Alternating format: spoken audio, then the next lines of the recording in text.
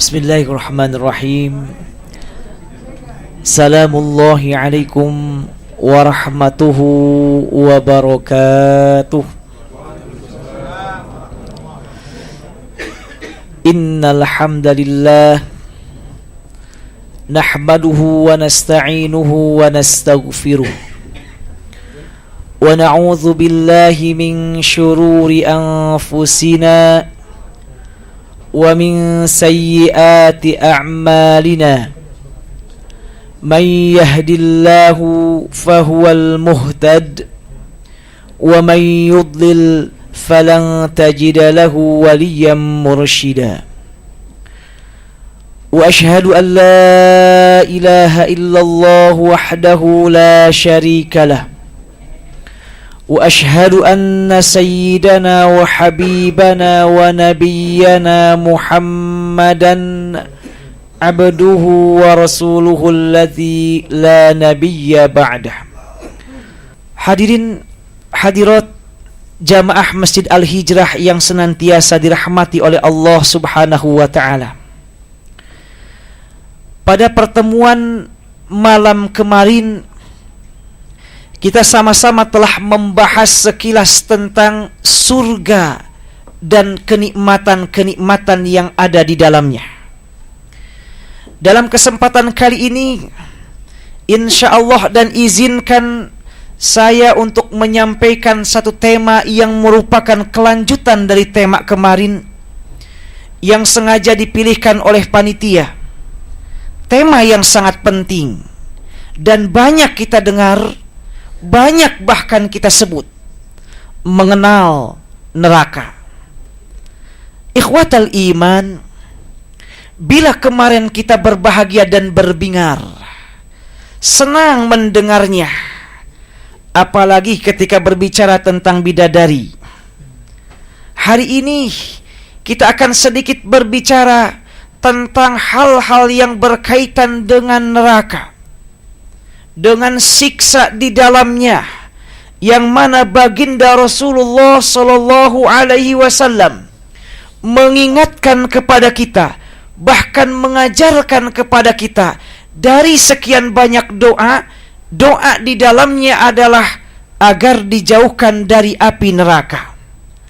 Bahkan bukan hanya baginda Rasulullah, Allah pun dalam Al-Quran mengingatkan dan mengajarkan doa, yang doa ini sangat dekat dengan seluruh muslimin dimanapun adanya. Doa yang sangat mencakup hal-hal dunia dan akhirat. Bahkan saking luar biasa dan populernya doa ini, kita sering mengenalnya dengan doa sapu jagat. Wallahu a'lam kenapa dikatakan sapu jagat. Yang jelas, doa ini merupakan doa yang dibaca terakhir, seolah, ya Allah, kalau seandainya tidak ada atau ada yang belum disebutkan, mudah-mudahan dengan doa ini tercakup dan tersebut semuanya. Dari sekian rentetan doa sapu jagat ini, kata yang terakhir dibaca dalam doa penting ini adalah waqina azabannar. Jauhkan kami ya Allah dari siksa api neraka. Rabbana atina fid dunya hasanah wa fil akhirati hasanah wa qina azabannar. Bahkan kemarin juga telah disinggung dalam surah Ali Imran ayat 185, Allah kembali menegaskan bahwa yang disebut dengan kenikmatan hakiki, keberuntungan yang luar biasa, kejayaan yang amat sangat istimewa, itu adalah faman zuhziha 'anil nari wa udkhilal jannah faqad faz, yaitu orang yang dijauhkan dari api neraka, dimasukkan ke dalam surga. Sebesar apapun kenikmatan yang dimiliki seseorang, sehebat apapun kenikmatan yang dimiliki seseorang, jika dia masih masuk ke dalam neraka, maka itu adalah kenikmatan semu. Sebesar apapun penderitaan yang dimiliki seseorang, seberapa besar pun kesengsaraan yang dialami seseorang, jika dia terhindar dari api neraka dan masuk surga, maka itu adalah kebahagiaan hakiki. Kesengsaraannya hanyalah kesengsaraan semu. Jauh dari neraka, masuk ke surga, ini adalah kenikmatan hakiki. Mudah-mudahan kita termasuk di dalamnya. Amin ya rabbal alamin. Mari kita awali. Pertama kali kita lihat ayat-ayat Allah, firman-firman Allah dalam Al-Quran, menggambarkan betapa sakitnya, dahsyatnya siksa neraka kelak. Sampai Allah menggambarkan tentang para penghuni neraka kelak pada hari kiamat, teriak, menyesal. Bahkan mereka amat sangat ketakutan. Penyesalan mereka Allah rekam misalnya dalam firman-Nya dalam surah Yunus ayat 54. Kata Allah, firman Allah, wa asarrun nadamata lamma ra'awul azab. Ketika siksa neraka ditampakkan, diperlihatkan kepada mereka, semua manusia, para orang-orang durhaka, merasa an-nadamah, menyesal. Kenapa dulu saya tidak berbuat amal soleh? Penyesalan ini tidak mungkin muncul kecuali mereka melihat betapa siksa neraka amat sangat dahsyat, amat sangat luar biasa. Bahkan Allah kembali menegaskan, mengingatkan, menjelaskan, bukan hanya menyesal. Dalam ayat lain Allah juga menjelaskan, ketika mereka sudah diberikan kitab catatannya, yang diberikan dari sebelah kiri atau dari belakang, mereka berteriak dengan teriakan mengatakan, sungguh celaka, sungguh binasa.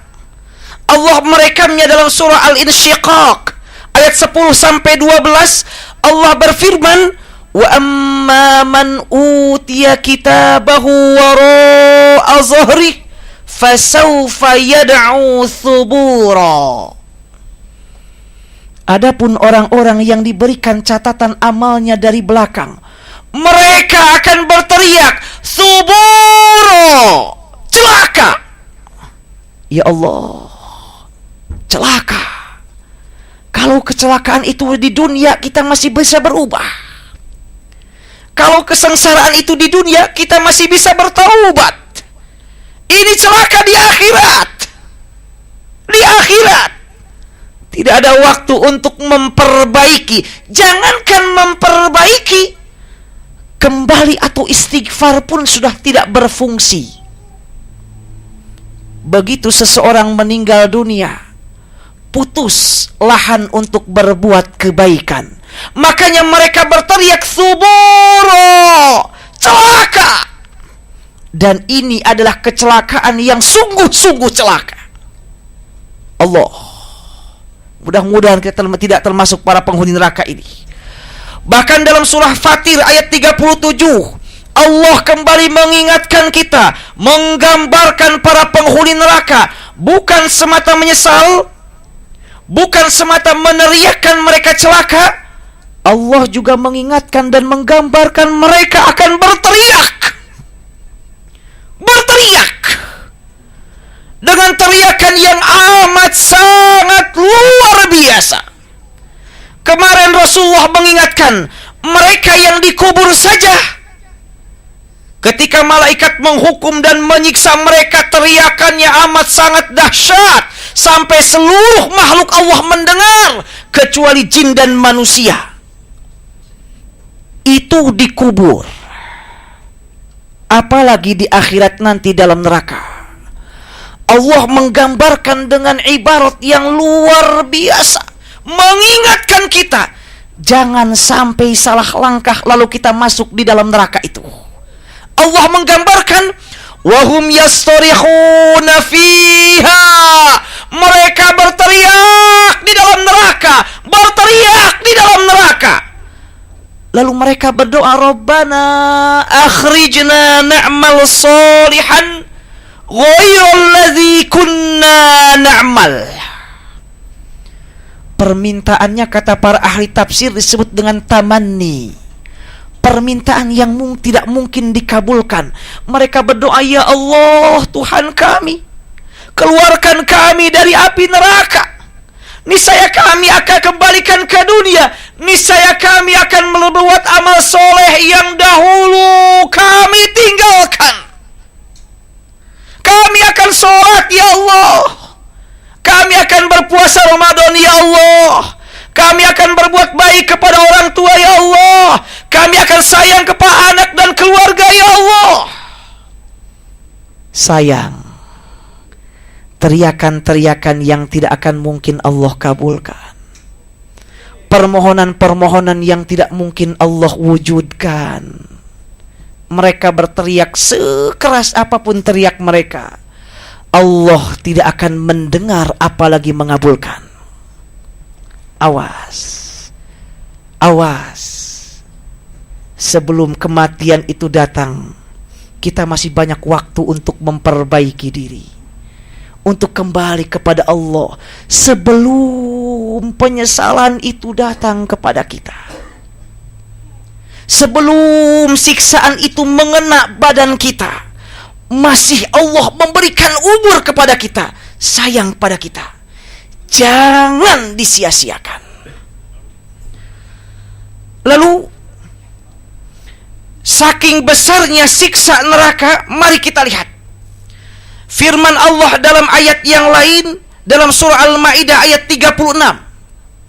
Kata Allah, saking dahsyatnya hukuman neraka kelak, orang-orang durhaka menginginkan kalau seandainya dia mempunyai kekayaan sebanyak dunia dan seisinya,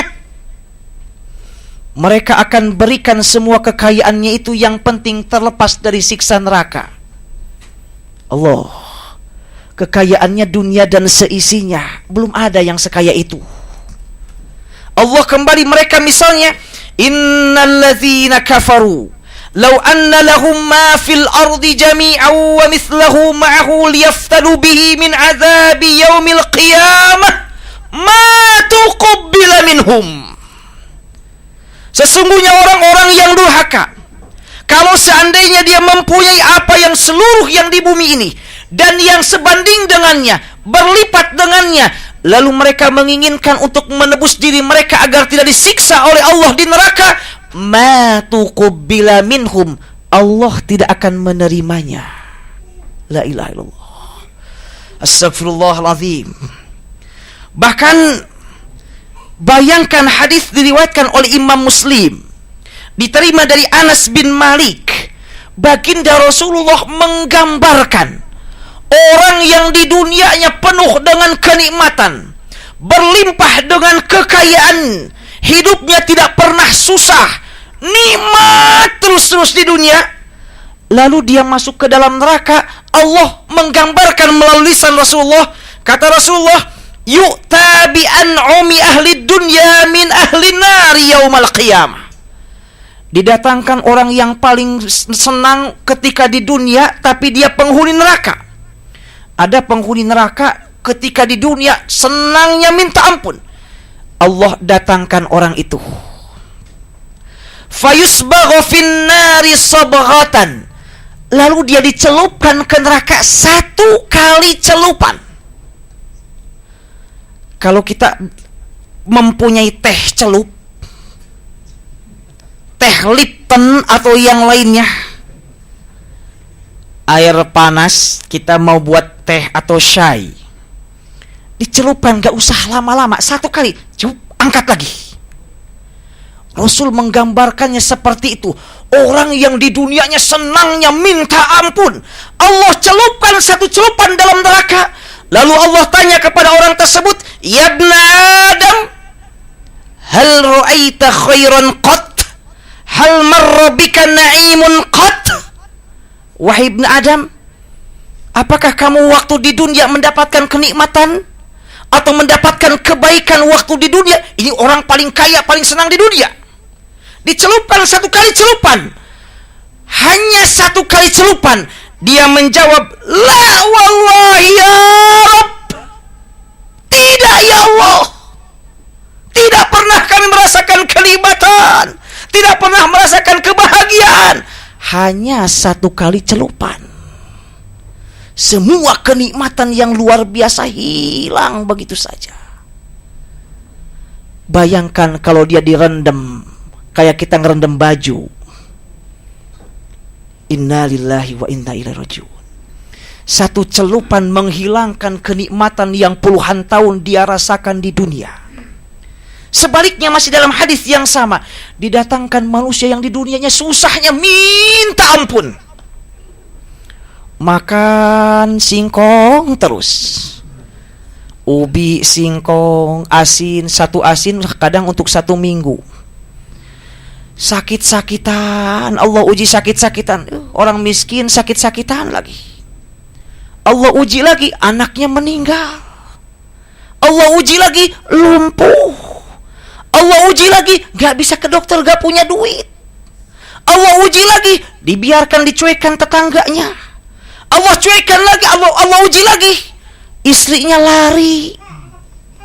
Allah cuek, Allah uji lagi, anak-anaknya gak mengakui. Tapi dia dekat dengan Allah ketika di dunia. Ujian yang dialami, ya Allah, kami ridho dengan segala ketentuan-Mu ya Allah. Bukan gak mau berusaha, bukan gak mau berobat. Masalahnya dokter di Indonesia uang duluan, obat belakangan. Sabar. Di dunianya penuh kesengsaraan. Penuh kesengsaraan. Lalu Allah datangkan nanti di hari kiamat. Hadis sahih riwayat Imam Muslim. Allah celupkan 1 kali celupan. Ini bukan ke neraka tapi ke surga. Seperti teh celup lagi. Dicelupkan ke surga sejenak, diangkat lagi. Lalu Allah tanya, bagaimana fulan waktu di dunia kamu susah enggak dulu, sengsara? Ya Allah, enggak. Enggak tuh. Alhamdulillah, senang ya Allah. Kesengsaraan seumur hidupnya hilang karena dan hanya dengan 1 celupan ke surga. Awas, mengingatkan saya pribadi khususnya, dunia sementara. Sebesar apapun kenikmatan kita gak akan sebanding dengan 1 celupan ke dalam neraka.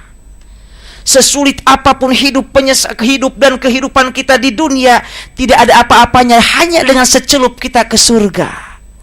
Apa yang Allah berikan kepada kita, alhamdulillah. Sakit, alhamdulillah. Kaget loh, sakit alhamdulillah. Iya, Rasul mengajarkan, kalau seandainya musibah menimpa, alhamdulillahi ala kulli hal. Karena Allah pasti punya niat yang baik. Karena Allah mempunyai tujuan yang indah.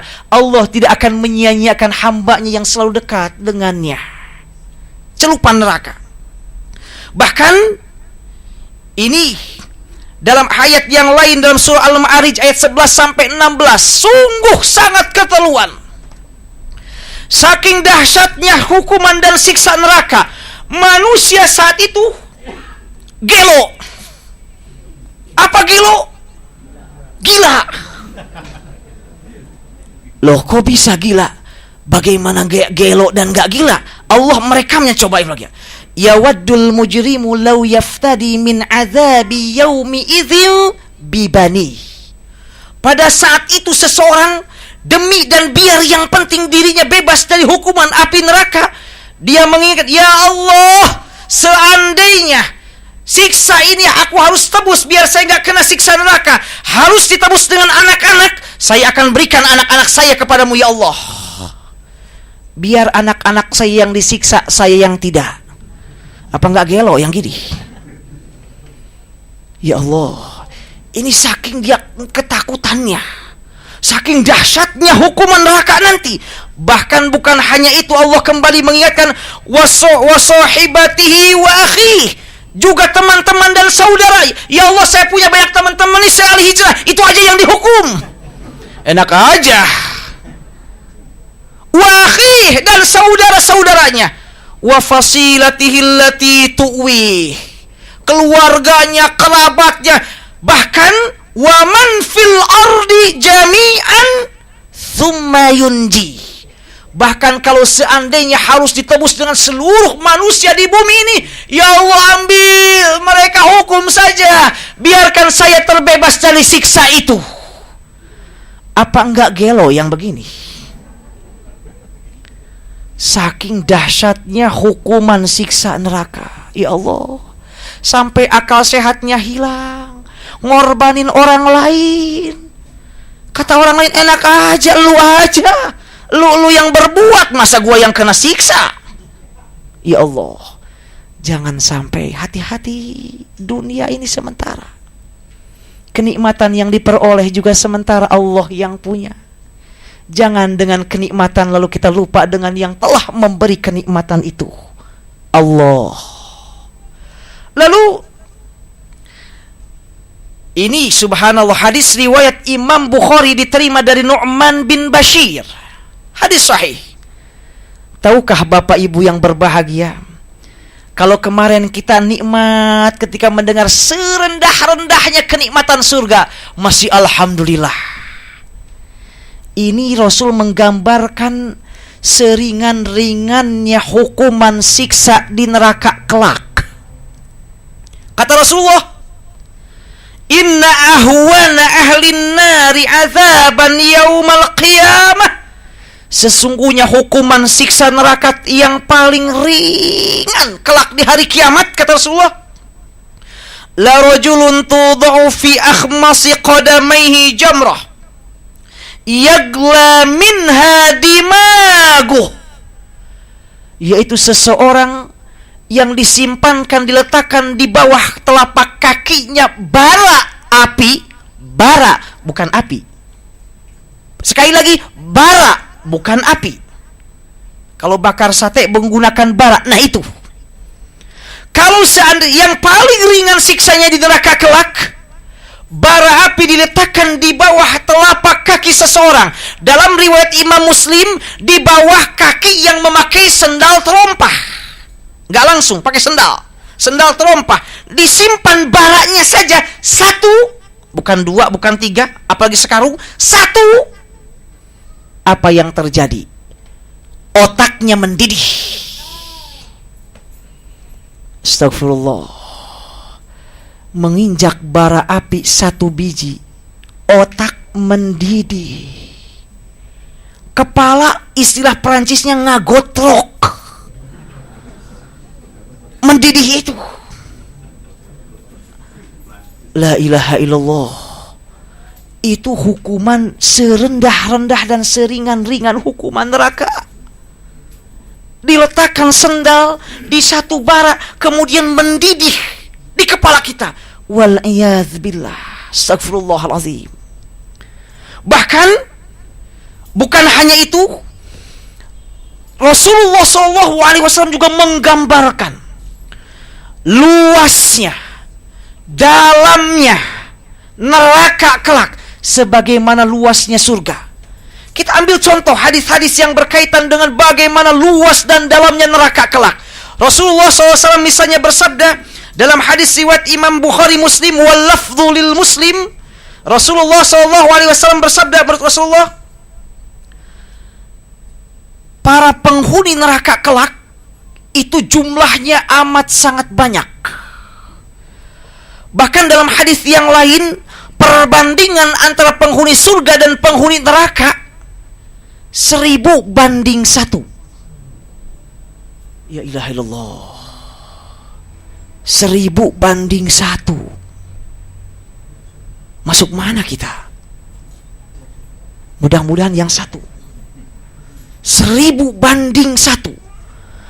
Kalau umat manusia dari sejak Nabi Adam sampai akhir Nabi Muhammad, misalnya ada 1 triliun, lalu yang masuk berarti 1/10-nya berapa 1 triliun? 1 miliar misalnya, atau 10 juta. Sisanya di dalam neraka. Itu artinya nerakanya amat sangat luas sekali. Bahkan bukan hanya itu, Rasulullah SAW dalam hadis lain riwayat Imam Muslim, hadis sahih diterima dari Abi Hurairah, baginda Rasulullah mengatakan, dirsul kafir au nabl kafir mislu Uhudin. Nanti gigi geraham dan gigi tarling. Gigi geraham itu yang untuk mengunyah. Gigi tarling ini yang ini.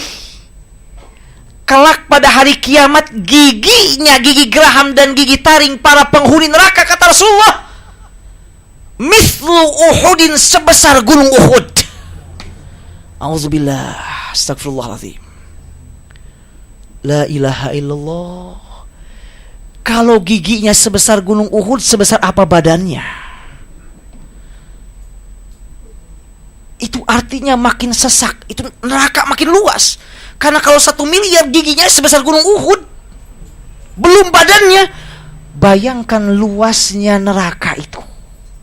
Bahkan Rasulullah SAW bukan hanya itu, Rasul juga kembali mengingatkan, ma baina mankibainil kafir finnar. Hadis riwayat Imam Muslim dari Abi Hurairah, ma baina mankibai al kafir finnar masirata salasata ayyamin liraqibil musri'. Kata Rasulullah, lebar di antara dua bahu kanan, bahu kiri penghuni neraka, lebarnya selebar menempuh perjalanan 3 hari dengan perjalanan cepat. 3 hari. Dan ketika di akhirat, harinya bukan berbicara hari dunia, bukan 24 jam lagi. Kalau diambillah yang paling ringan saja, 1 hari di akhirat adalah sama dengan 1000 tahun di bumi. Lebar antara bahu kanan dan bahu kiri penghuni neraka, itu artinya sama dengan 3000 tahun perjalanan kita di bumi. Manusia menggelembung, membesar. Loh, kenapa? Siksa. Saking dahsyatnya siksa dan hukuman. Jangankan itu, hukuman yang diberikan ke tukang maling saja di Indonesia. Udah, tukang maling ini suka apes terus. Dicurinya ayam, kena gebukin, bahkan dibakar. Yang dicurinya ayam, domba, kadang kelapa juga, kadang singkong juga. Tapi masyarakat gak mau tahu, digebukin. Gebukinnya tangan atau dengan kayu. Apa yang terjadi? Mukanya memar, membiru, bahan menggelembung. Bahkan kadang di kepalanya sebesar telur. Itu baru dihukum dengan tangan ataupun yang lain. Bayangkan manusia, giginya sebesar Uhud, badannya selebar demikian. Ini menunjukkan saking dahsyatnya siksa di neraka kelak. Sekaligus menggambarkan betapa luasnya neraka. Oh ya Allah, Allahumma qina minan nar. Amin ya rabbal alamin. Auzubillahi minasyaitonir rajim. Bahkan dalam hadis yang lain Imam At-Tirmidzi, riwayat Imam At-Tirmidzi, saya ambil dari Imam At-Tirmidzi dari Abi Hurairah, wa qala At-Tirmidzi haditsun hasanun sahih, bisa diamalkan. Rasulullah kembali mengatakan, inna ghiladha jildil kafir 42 zira'an. Kulitnya orang kafir, keras kulitnya, tebal keras kulitnya ke orang kafir. Kulit kan dihukum jadi menggelembung juga. Tebalnya, kata Rasulullah, seukuran 42 lengan. Ini 1 lengan. Lengan saya pendek. Kalau yang panjang taruh aja setengah meter. 42 itu artinya 21 meter. Itu tebal kulitnya. Kenapa? Saking dahsyatnya siksa di neraka.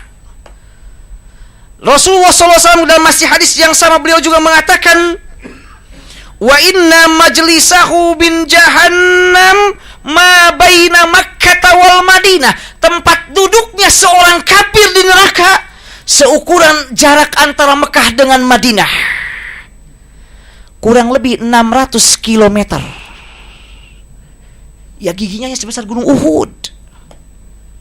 Itu artinya neraka sangat luas dan dahsyatnya luar biasa siksa di neraka. Allah, ya Allah, mudah-mudahan orang tua kami yang telah mendahului, juga keluarga kami, jauhkan mereka dari siksa kubur dan siksa neraka, ya Allah.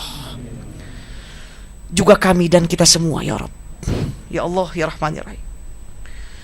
Bahkan satu hadis riwayat Imam Muslim lebih mencengangkan lagi, Allah. Hadis sahih riwayat Imam Muslim masih dari Abu Hurairah. Kata Abu Hurairah, kunna ma'a Rasulillah sallallahu alaihi wasallam, kami pernah bersama dengan Rasulullah. Idz sami'a wajbah, tiba-tiba Rasul mendengar ada sesuatu yang jatuh, seperti jatuh.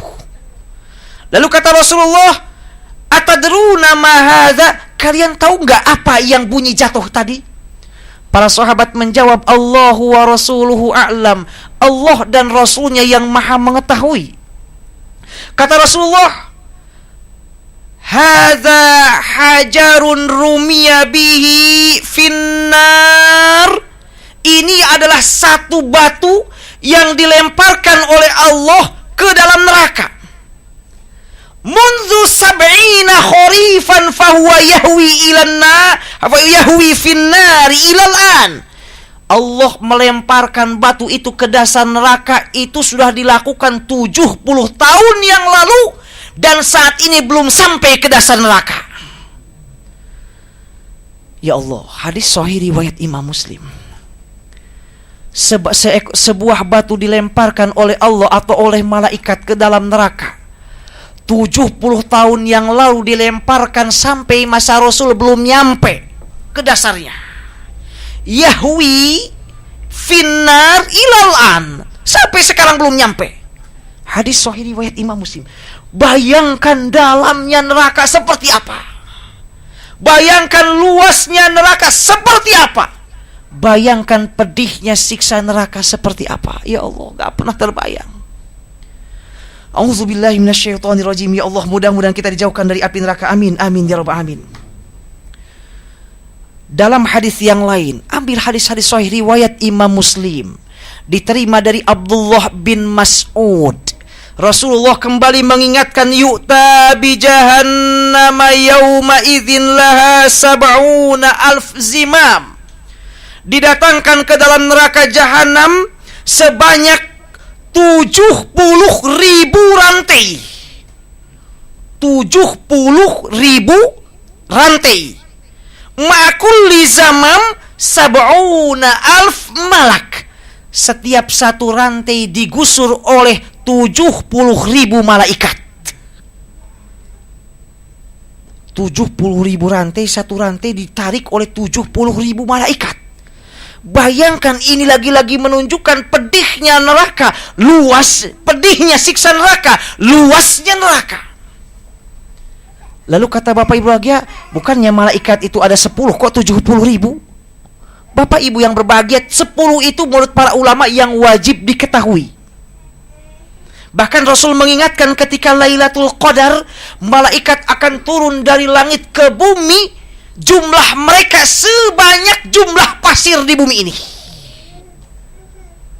Ya Allah, mudah-mudahan kita mendapatkan Lailatul Qadar. Karena itu para ulama juga mengatakan jumlah jin lebih banyak dari jumlah manusia.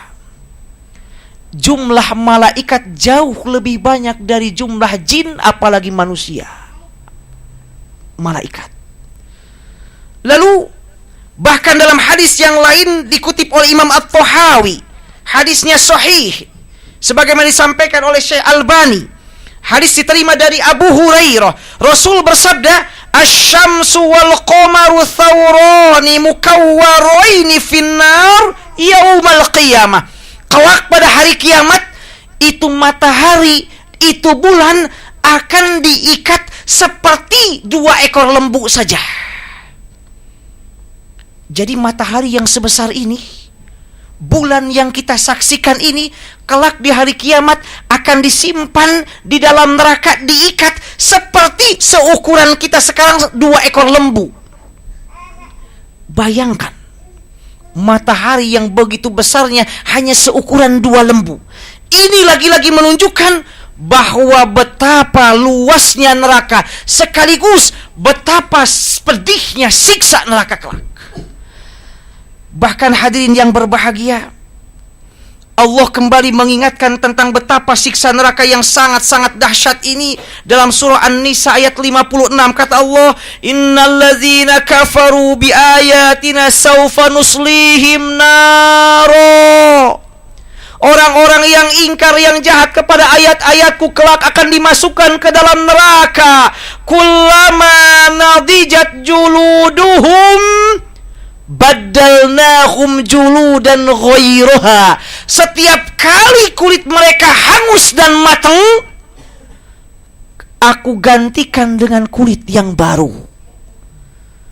Ya Allah, jangankan dengan api neraka, dengan api dunia saja, aduh. Jangankan api dunia, dengan puntung rokok saja nggak bisa, nggak kuat. Apalagi dengan neraka kelak, wal'iyazbillah. Mudah-mudahan Allah menjauhkan kita, amin ya rabbal alamin. Allah kembali mengingatkan dalam surah Al-Hajj, orang-orang penghuni neraka, kata Allah, falladzina kafaru qutti'at lahum thiyabun min nar yusabbu min fawqi ru'usihimul hamim. Orang-orang penghuni neraka kelak akan diberikan baju. Baju itu terbuat dari api neraka. Lalu mereka akan disiram kepalanya, disiram dengan al-hamim. Al-hamim itu menurut para ulama, al-ma'ul ladzin taha harruhu. Air yang panasnya sangat maksimal. Amat sangat panas. Disiramkan kepada kepala seseorang. Rasul kemudian mengingatkan, ketika air yang panas itu disiramkan kepada seseorang, maka mohon maaf, seluruh isi perutnya keluar. Astagfirullah. Pantas Rasul dalam banyak doanya, Allah dalam firman-firmannya, doa diantaranya selalu dikutip, selalu diingatkan, ya Allah, jauhkan kami dari api neraka. Bukan hanya itu, dalam surah Ali Imran ayat 106, muka-muka para penghuni neraka gosong, hitam pekat, gosong. Allah berfirman, yauma tabyaddu wujuh. Mudah-mudahan kita yang masuk yang ini. Ada muka-muka yang putih berseri. Wa taswaddu wujuh. Yang lain mukanya hitam pekat. Kata Allah, fa ammal ladzina aswaddat wujuhuhum akafartum ba'da imanikum.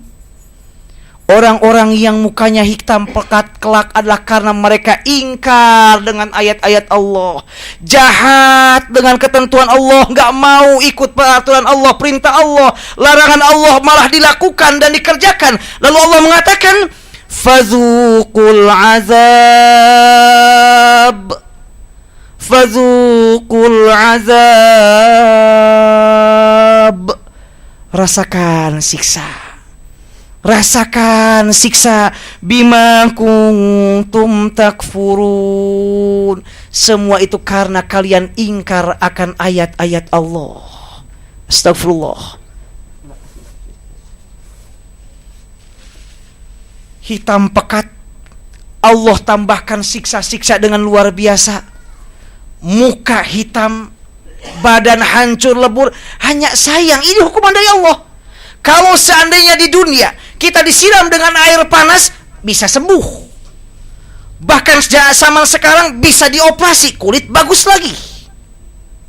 Bahkan masih mending kalau ditembak, meninggal, beres urusan. Di akhirat nggak demikian. Ketika seseorang dihukum kemudian hancur badannya, nggak mati. Kalau mati enak, dia sekali doang. Terus dihidupkan, dibangkitkan. Kalau kulitnya yang hancur, kulitnya diganti dengan yang baru, disiksa lagi, disiksa lagi, disiksa lagi, sampai selama-lamanya, tidak ada ujungnya. Astagfirullah. Selama-lamanya, tidak ada ujungnya. Hati-hati, hati-hati, hati-hati, hati-hati. Khususnya saya pribadi. Allah kembali, Rasulullah SAW juga kembali mengingatkan. Kata Rasulullah SAW, sebagaimana tadi saya sampaikan, ini ada satu hadis yang sangat menarik, khususnya untuk saya yang mudah nasehatin orang belum tentu sayanya baik. Untuk para juru dakwah, khususnya saya, hadis sahih muttafaq alaih diterima dari Usamah bin Zaid. Rasul bersabda, yuja'u birrajuli yaumal qiyamah fayulqa finnar. Didatangkan seorang laki-laki kelak pada hari kiamat, lalu dilemparkan ke dalam api neraka. Fatandaliku ikhtabuhu, lalu kemudian porak-poranda dan keluar seluruh isi perutnya, kata Rasulullah. Lalu fayajtami'u ahlun nari alaih. Ketika setelah disiksa demikian, seluruh penghuni neraka mengumpulinya, berkumpul mengelilinginya. Loh, kenapa? Mereka mengatakan, fulan, Ustaz, ini Ustaz di neraka.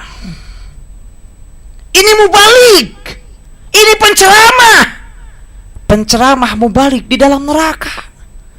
Ini tukang penasehat yang sedikit-sedikit nasehatin orang. Ustaz orang baik, kok bareng Ustaz para juru dakwah yang sering ngajak orang masuk neraka. Orang-orang kaget mengeruminya. Loh, kok kenapa Anda bisa demikian? Lalu kata penghuni neraka yang lain, alaisa kunta ta'muruna bil ma'rufi wa tanhana 'anil munkar? Bukankah Anda dulu yang mengajak kami berbuat baik? Ayo sholat, ayo puasa Ramadan. Bukankah Anda yang dulu mencegah kami berbuat jahat? Awas jangan minuman keras, awas jangan berzina, awas jangan. Loh, kenapa sekarang kamu dalam neraka bersama kami? Bahkan siksa kamu lebih parah. Apa jawaban juru dakwah ini? Apa jawaban orang yang suka ngajak kebaikan ini? Kata dia, kuntu amurukum bil ma'rufi wala atih. Dulu memang aku di dunia senantiasa mengajak, yo berbuat baik, yo ke masjid, yo sholat 5 waktu, yo zakat, ayo haji bagi yang mampu, ayo puasa Ramadan. Tapi saya sendiri kagak ngerjain. Astagfirullahaladzim. Ya Allah, jangan-jangan saya ini. Mudah-mudahan ya Allah terhindar. Orang yang suka ngajak-ngajak kebaikan lalu tidak melakukannya lebih berat hukumannya, lebih berat siksanya. Bukankah Allah juga kembali mengingatkan, ya ayyuhalladzina amanu lima taquluna ma la taf'alun? Kenapa kamu ini ngomong terus kagak pernah melakukan? Awas, yang selamat kelak lihat di dalam surga, yang masuk surga terhindar dari neraka, bukan yang semata-mata banyak ilmu agamanya, bukan itu, tapi yang paling banyak amal kebaikannya. Banyak ilmu tidak beramal, neraka. Beramal tanpa ilmu juga neraka. Beramal baik, sesuai dengan petunjuk Rasulullah, amal banyak, ilmu sedikit, surga baginya. Makanya, ya Allah, mudah-mudahan kita yang berilmu bukan hanya pengetahuan, bukan hanya disampaikan ke orang, tapi yang paling penting, yang ini yang menyelamatkan, ilmu itu kita amalkan. Ilmu tanpa pengamalan seperti pohon tanpa buah. Justru orang yang hanya mengajak berbuat baik, dia tidak melakukannya, dia akan malah yang dihukum oleh Allah dengan hukuman yang jauh lebih berat dari yang lainnya. Kuntu amurukum bil ma'ruf wala ati.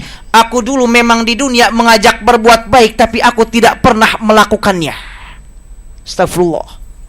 Lalu kata dia, wa anhaakum 'anil munkari wa ati. Sebaliknya aku juga dulu waktu di dunia, jangan ini, jangan itu dosa, itu haram, itu dosa besar. Aku malah melakukannya. Astagfirullah. Yang diucapkan beda dengan yang diperbuat. Ini yang kata Rasul dalam hadis muttafaq alaih, dimasukkan ke dalam neraka dengan sangat pedih siksanya, dengan sangat keras siksanya. Auzubillahi minasyaitonir rajim wal iyaz billah. Bahkan Rasul kembali mengingatkan, awas, ini sengaja saya kutip karena saya yakin barangkali boleh jadi ada. Siapa? Orang yang kelak di akhirat akan mendapatkan hukuman yang sangat berat. Itu adalah orang yang makan dan minum menggunakan piring atau sendok terbuat dari emas atau perak. Gak boleh. Rasulullah SAW bersabda dalam hadis muttafaq alaih dari Ummu Salamah, kata Rasulullah, "Alladzi yashrabu fi aniyati dzahabi wal fiddah." Dalam riwayat Muslim, "Wa ya'kulu fi aniyati dzahabi wal fiddah." Orang yang makan dan minum dalam piring atau gelas atau sendok yang terbuat dari emas dan perak, innama yujarjiru fi batnihi naru jahannam. Hakikatnya yang masuk ke perutnya itu adalah api neraka yang mendidih di dalam perutnya. Gak boleh. Suka ada saya punya sendok terbuat dari perak, jangan, gak boleh. Bahkan dalam mazhab Syafi'i, jangankan itu, pajangan yang terbuat dari emas dan perak pun haram dalam mazhab Syafi'i. Kecuali karena keperluan, misalnya untuk menambal perabot rumah tangga yang bolong, itu tidak apa-apa. Itu pun kalau nggak ada yang lain, darurat. Saya beli pajangan dari Perancis, terbuat dari perak, nggak boleh. Bahkan dalam mazhab Syafi'i, jangankan semuanya perak, semuanya emas, ada sedikit aja emas atau perak, nggak boleh. Mudah-mudahan kita jauhan ini.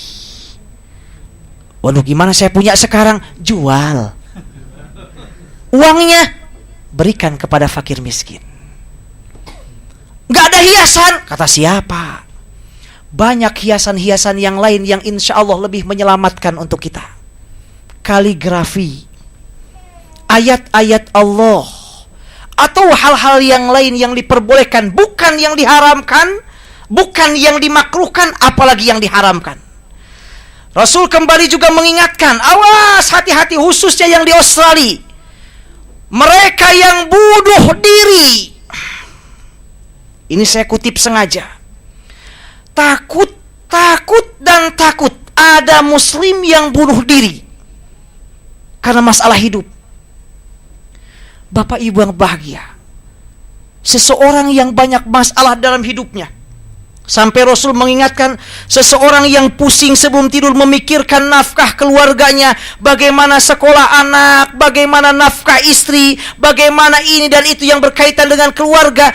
Kata Rasulullah, kalau itu diterima dengan kesabaran, keikhlasan dan usaha, orang yang bingung memikirkan untuk menafkahi keluarga karena Allah, Rasul mengingatkan dalam sebuah riwayat, lebih baik daripada sholat sunat sekian rakaat. Bunuh diri bukan jalan terakhir. Itu justru jalan pertama, utama menuju neraka. Ya Allah, bahkan Rasul mengingatkan khususnya untuk yang sudah berkeluarga di Indonesia, wabil khusus. Sama, keadaan yang mencekam, ini mahal, itu mahal. Bawang mahal, apalagi daging. Ikan asin mahal, kangkung juga mahal. Buah mahal, apa yang gak mahal di Indonesia? Sementara pemasukan kecil dan sedikit. Di kampung dari pagi sampai sore hanya 15.000 atau 20.000 perak saja. Nyangkul di sawah sekian jam. Sabar. Insya Allah itu adalah ladang pahala untuk kita jika diterima dengan kesabaran. Dan saya ingin ingatkan mereka yang punya wewenang, yang berkuasa di atas, Pak Camat, Pak Bupati, Pak Gubernur, Pak RT, Pak RW, Pak Lurah, Pak Presiden, Pak Menteri, ketahuilah, mereka yang susah rakyat itu, jika Anda semua mengetahui dan Anda tahu bagaimana cara menyelesaikan, lalu tidak menyelesaikan, semua masyarakat akan menuntut Anda kelak pada hari kiamat. Terlebih untuk para anggota dewan, Anda dipilih untuk memakmurkan rakyat, bukan menyengsarakan rakyat. Ini di Indonesia insya Allah enggak, dan insya Allah ke depan lebih baik insya Allah. Yang mengemis, yang minta-minta bukan rakyat ke pejabat, ini pejabat ke rakyat. Berangkat berdasi, pakai mobil mewah, ruangan ber-AC, dapat proyek dibengkak-bengkakin keuangannya. Itu kan uang rakyat, yang bayar rakyat. Oleh karena itu, ya Allah, mereka sudah ditimpa susah hidup, semua sergap mahal, harus gaji dan bayar juga mereka-mereka yang korupsi. Auzubillah. Saya hanya bisa mengingatkan khusus untuk saya pribadi. Wahai yang korupsi dan para koruptor, sadar. Hadis sahih sebagaimana saya sudah ungkapkan. Ada seorang laki-laki gugur syahid di medan perang. Tidak ada yang tidak mengenal betapa besarnya pahala orang yang syahid di medan perang. Para sahabat semua berteriak, wah, dia ahli surga, dia ahli surga, dia ahli surga. Kata Rasulullah, tidak. Justru dia adalah penghuni neraka. Kenapa? Padahal gugur syahid. Gara-garanya kecil. Dia mencuri barang gonimah. Gonimah ini adalah harta rampasan perang, gak boleh diambil sebelum dibagikan. Artinya harta milik umat. Dia ngambil, korupsi. Dan yang dikorupsinya pun bukan miliar apalagi triliun, hanya sebilah selendang saja. Rasul mengatakan dia di dalam neraka. Bayangkan kalau yang dikorupsi satu selendang saja atau sorban saja membuat dalam neraka, apalagi kalau yang dikorupsinya miliaran apalagi triliunan. Astagfirullah. Rasulullah SAW kembali mengingatkan, orang yang bunuh diri, kata Rasulullah, man qatala nafsahu bihadidah, siapa yang bunuh diri dengan menggunakan besi, terserah diapain juga ini besinya, fahadidatuhu fi yadihi yaj'abuha fi batnihi fi nari jahannam khalidan mukhalladan fiha abada. Kelak besinya itu akan terus digenggam di hari kiamat, lalu akan ditusuk-tusukkan ke perutnya di neraka jahanam selama-lamanya.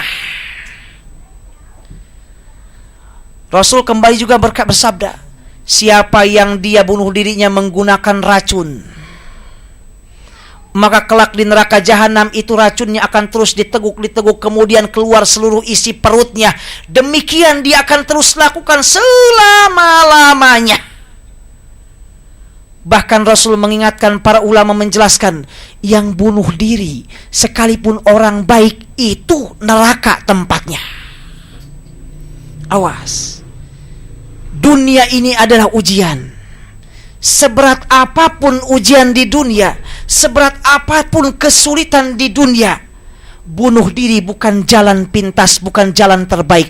Justru itu jalan utama menuju ke neraka.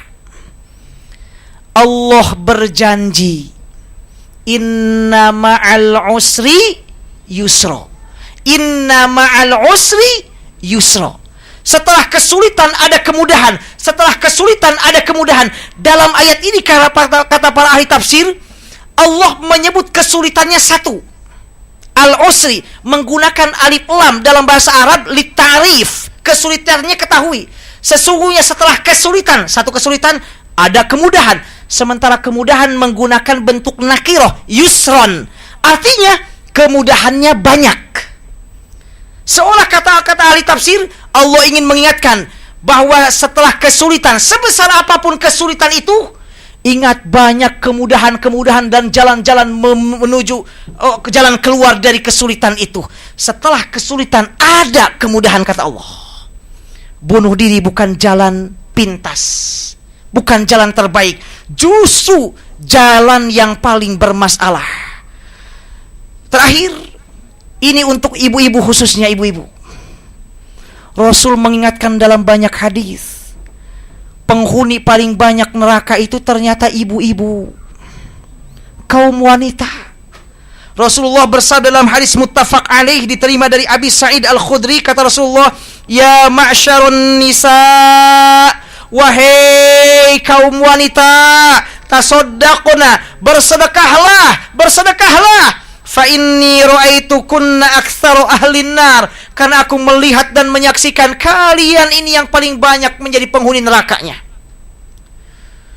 Lalu para sahabiyah Sahabat-sahabat perempuan bertanya, faqulna walima dzalika ya Rasulullah, kenapa itu terjadi ya Rasulullah? Apa yang menyebabkan kami banyak masuk ke dalam neraka? Kata Rasulullah, tukthirnal li'an, karena kalian banyak saling melaknat.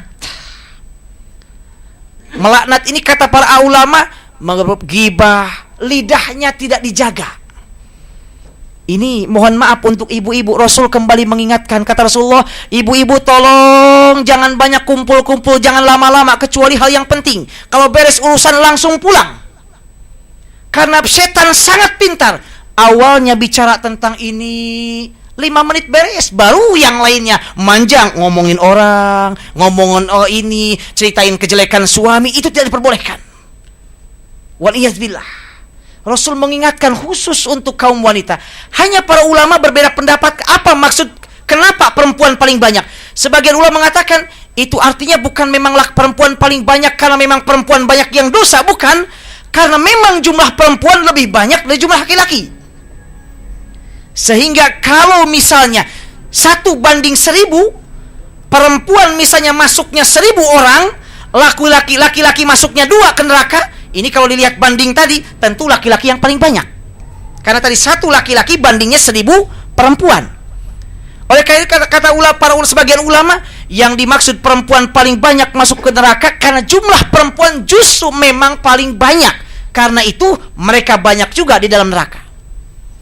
Hanya sebagian yang lain melihat teks hadis ini karena memang perempuan kemungkinan untuk berbuat tidak baiknya lebih banyak dan lebih besar. Yang kedua kata Rasulullah, perempuan banyak masuk ke dalam neraka. Kenapa? Watakfurnal ashir, karena banyak jahat sama suami. Awas ibu, suami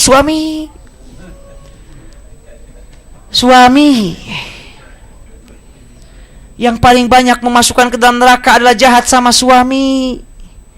Suami minta air, kata ibu, ambil sendiri, emang gak punya kaki aja. Dosa ibu. Suami pulang kerja, mah, aduh pegel, bisa dipijit enggak? Ini ribut nih, ini sibuk nih ngurus anak. Masih pegel-pegel nih, baru saya pengajian tadi, pengajian duha. Pijit aja dah sendiri. Atau gesek-gesek tuh ke kursi. Awas ibu, nggak boleh. Kalau ibu capek mau menolak, tolong dengan kata-kata yang baik, mas, mohon maaf. Bukan nggak mau, aduh, saya juga masih agak pegel. Nanti aja deh kalau habis tidur. Habis tidur biasanya lebih seger. Mas kan pasti tidur duluan, jadi gak ingat. Hati-hati ibu bahagia. Sampai Rasulullah mengingatkan ibu-ibu, surga dan neraka ibu-ibu itu kaum istri ada di suami. Tapi tidak berarti suami juga, oh surga ada di gua gitu loh, enggak. Hati-hati kalau bapak juga saat sama istri, sama juga. Jahat sedikit, mah, nggak boleh. Apalagi di Australia nggak ada pembantu. Telepon, handphone berdering, bapak sedang baca buku atau baca koran, handphone di samping bapak, persis di samping bapak. Mah, tolong ambilin telepon. Nih, neraka apa itu pak? Enggak. Justru suami yang baik seperti yang dicontohkan Rasulullah. Ketika Sayyidah Aisyah ditanya apa yang dilakukan Rasulullah di rumah, kata Sayyidah Aisyah, Rasul biasa membantu pekerjaan rumah. Aduh, membantu pekerjaan rumah. Allah. Kadang suami masak, kadang suami nyuci baju, kadang suami juga nyetrika, kadang suami juga mijitin mamah. Allah, ahli surga ini. Tapi awas jangan jadi manja ibunya. Pah pegel sebelah sini. Dikasih susu maunya lebih lagi. Saling komunikasi. Awas ibu dan bahagia. Rasul mengingatkan, ini tidak semata-mata Rasul mengingatkan, kecuali memang itu banyak terjadi demikian. Apalagi di Australia, saya yakin. Kenapa? Di Australia dua-duanya kerja. Kata si ibu, lu berani sama gua juga dapat duit juga, gaji juga gua bisa dapat. Bahkan gaji gua lebih tinggi dari lu. Astagfirullah, nggak boleh. Di kantor ibu atasan, suami bawahan ibu. Di rumah bukan, suami atasan, ibu bawahan. Ini. Dan ini tidak semata-mata Rasul ingatkan, kecuali pentingnya, harus hati-hatinya seorang istri untuk berbuat baik kepada istri, seorang suami juga untuk sayang kepada istri dan anak-anaknya. Neraka, hati-hati, siksanya dahsyat, hukumannya abadi, tidak pernah mati selama-lamanya. Jangan sampai salah langkah di dunia ini. Sedikit kita salah langkah, penyesalan itu akan datang di kemudian hari yang tidak mungkin kita dapat memperbaikinya. Allah memberikan nikmat yang luar biasa kepada kita. Umur saat ini bahkan bisa mendapatkan bulan Ramadan, di mana kata Rasulullah, pintu-pintu surga Allah bukakan, pintu-pintu neraka Allah tutup. Mudah-mudahan kita termasuk ahli surga, terjauh dari neraka. Terima kasih atas segala perhatian. Mohon maaf atas segala kekurangan. Yang benar dari Allah dan Rasulnya, yang salah dari saya dan dari syaitan. Sedemikian, wal afu minkum. Wassalamualaikum warahmatullahi wabarakatuh.